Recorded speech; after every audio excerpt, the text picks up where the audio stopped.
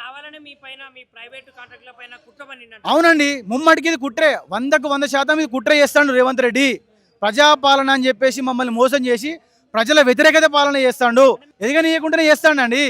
ఏడికెళ్ళండి 50,000 ఎవరు కడతారండి డీడీ?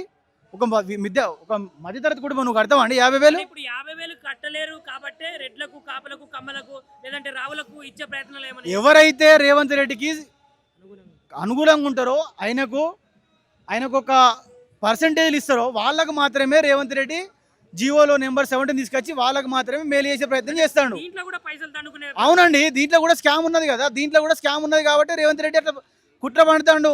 ఆయనకు పర్సంటేజ్ కావాలి. వాళ్ళ ఎమ్మెల్యేలే మందుల సామె వీళ్ళందరూ డైరెక్ట్ ప్రజావేదికలనే చెప్తారు మాకు పర్సంటేజ్లు ఉన్నాయని.